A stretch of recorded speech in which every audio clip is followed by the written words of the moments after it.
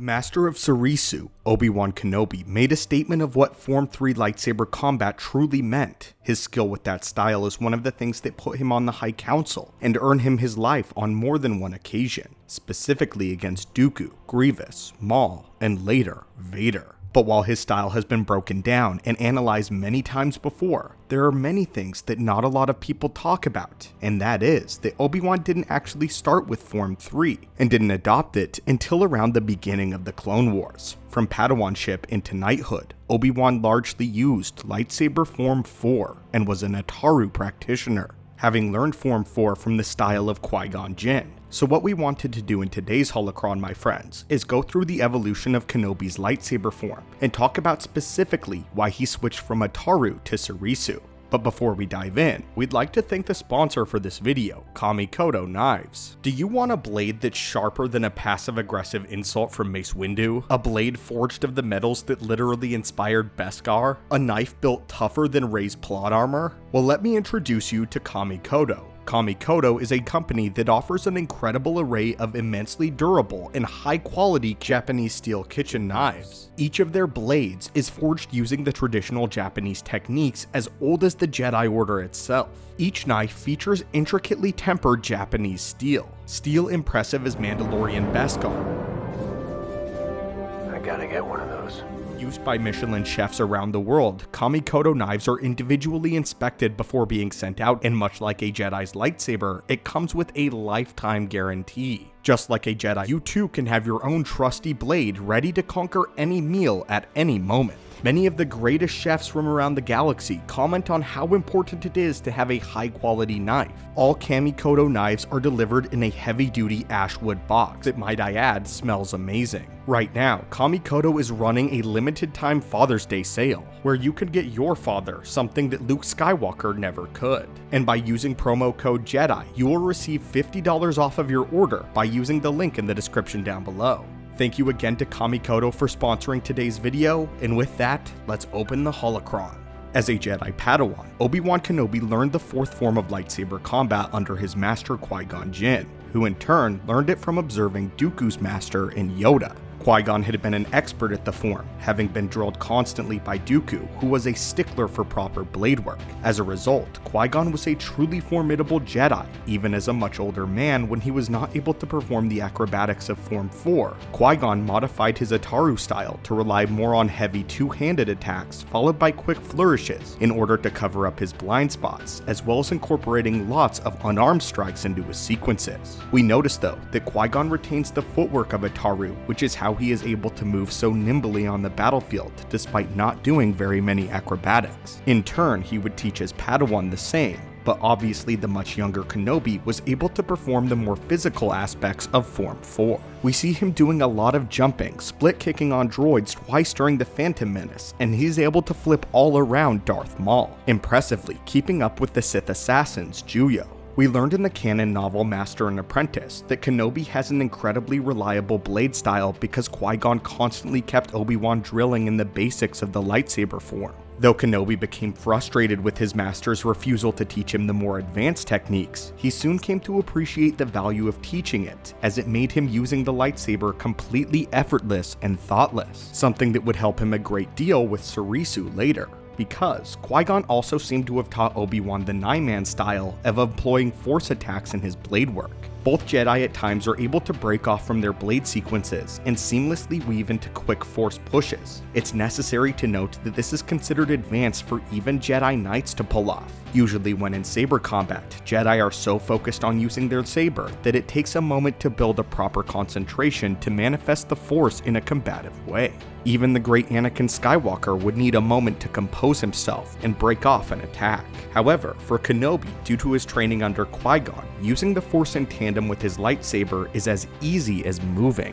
But with all of that said, and with all of these many advantages, and the extremely impressive variant of Form 4 that Obi-Wan and Qui-Gon used, why was Obi-Wan compelled to change? What made this near-perfect form of Ataru for a young Padawan ultimately become obsolete? Most might claim this happened after Maul on the world of Naboo, but in actuality, this was only the first part of the change. On Tatooine, Qui-Gon found himself tired after a brief exchange in a lightsaber duel with Maul. Obi-Wan was shocked to see just how taxed Qui-Gon Jinn was after engaging Darth Maul on Tatooine. Maul was like nothing they had ever seen before, and had nearly defeated Qui-Gon on the sand dunes. Why this is important is Ataru is a form that relies on overwhelming an opponent with quick bursts of energy and aggression, therefore making it unstable for much longer engagements. Even Grandmaster Yoda becomes tired when he cannot take out an opponent quickly. And second, as Obi-Wan would learn, Ataru requires a user to utilize the space effectively, needing a large amount of room in order to operate to its highest extent. Maul likely understood all of this from fighting Qui-Gon Jinn one time, which is why he chose to lure the Jedi Master into the Plasma Refinery, a place where he found it was appropriate to end the Jedi, a more isolated environment. This caused Qui-Gon to tire out, and unable to use the full mobility of Ataru. Ataru not only requires a lot of physical energy, but demands even more force energy. Obi-Wan would later say that this was a weakness that compounded on claiming his master's life. But again, Darth Maul was only what made Obi-Wan consider changing forms, not the full catalyst. What solidified Obi-Wan's decision was Count Dooku and the beginning of the Clone War.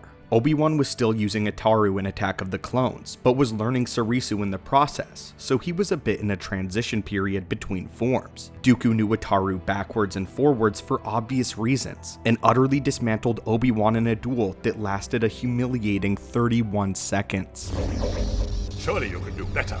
Dooku's pinpoint accurate strikes treated Obi-Wan's wild Ataru blade work like it wasn't even there, and he dropped the Jedi Knight in 2 flicks of his wrist. It was at this moment that Obi-Wan knew that his days of using the fourth form were over. And then of course, there was the Clone Wars. Once the war began, blast deflection essentially became the new meta for the Jedi. Forms like Sarisu and Xian exploded in popularity since they were best suited for fighting against blasters. Jedi would need these on the open battlefield, which was another thing that Obi-Wan observed from the Jedi Order's embarrassing loss of life in the Geonosian battle arena. Over the Clone Wars, Obi-Wan would hone his skills on the battlefield environment. By the end, it was said that Kenobi could walk through a battlefield swarming with blaster fire and be completely unscathed.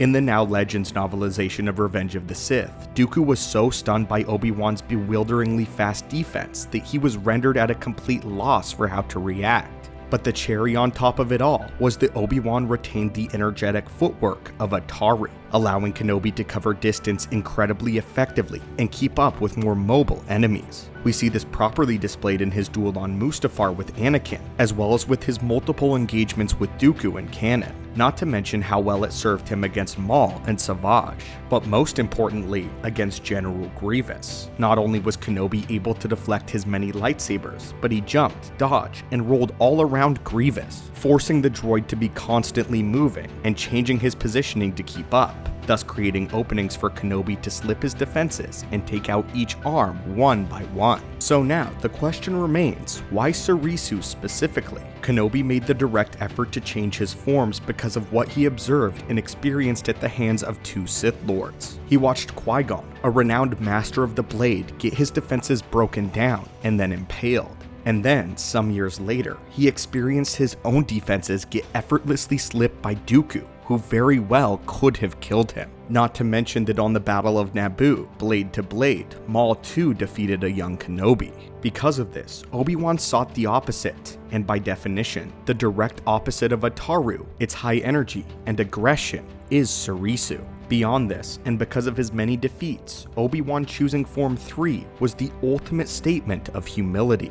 Mastering Sarisu announces that Obi-Wan knows he is not, and likely will never be the strongest Jedi. There will always be someone more powerful, more skilled, and more cunning. But when these enemies arise, Kenobi will always face the challenge. Sarisu is the way of being able to outlast an opponent much stronger, and that is something that Kenobi time and time again proves. In his old age, ironically, Kenobi falls out of practice with Sarisu, having not kept up his drills on Tatooine. But there is something that will never go away and always come back like muscle memory. those being his drills as a Padawan in the basic lightsaber combat with Qui-Gon Jinn.